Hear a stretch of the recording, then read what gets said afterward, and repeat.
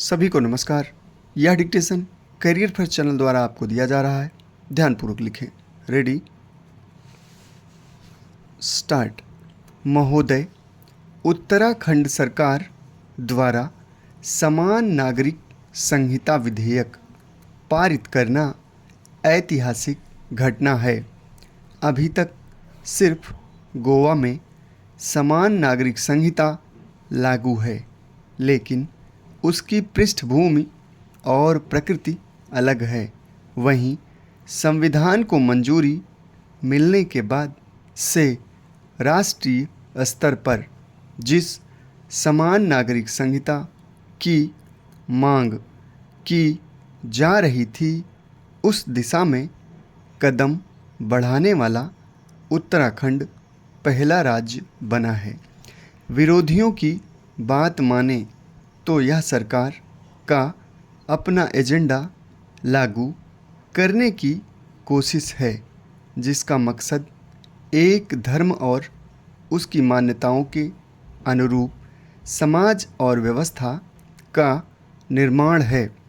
Agenda की बात समझ में आती है, लेकिन इस कदम को किसी धर्म, पंथ या मजहब से जोड़ना किसी दृष्टिकोण से तथ्यपरक नहीं कहा जा सकता है, क्योंकि इस संहिता में कहीं नहीं लिखा है कि फलां धर्म या पंथ के लोग ऐसा नहीं कर सकते या वैसा कर सकते हैं।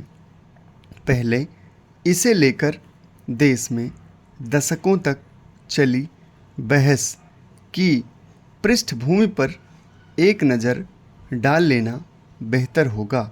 देश के संविधान में नीति निर्देशक तत्वों के रूप में समान नागरिक संहिता का जिक्र है, यानी संविधान लागू होने से पहले ही इस बात पर सर्वसम्मति बन चुकी थी कि देश में सभी धर्मों, संप्रदायों और वर्गों के नागरिकों के लिए एक ही तरह के कानून होने चाहिए। अध्यक्ष महोदय, यह कहना सरासर गलत है कि इस विधेयक के पारित होने से पहले इस पर लोगों की राय नहीं ली गई।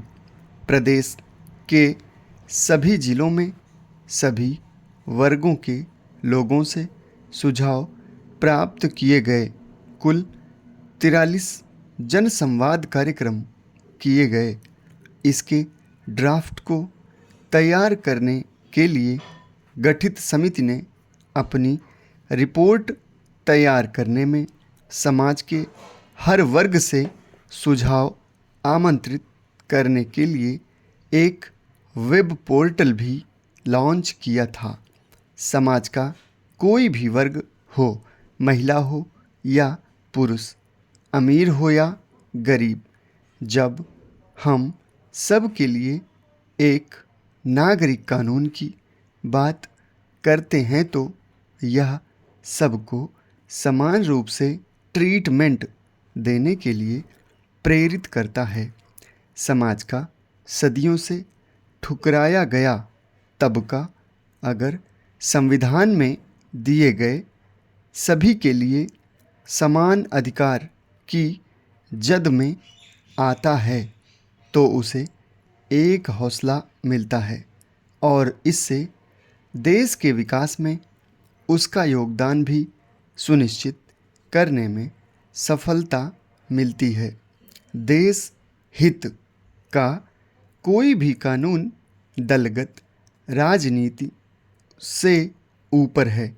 जहाँ तक असली मुद्दे की बात है तो जनसामान्य की बराबरी की बात करना कहाँ से जनसामान्य के मुद्दों से ध्यान भटकाना है।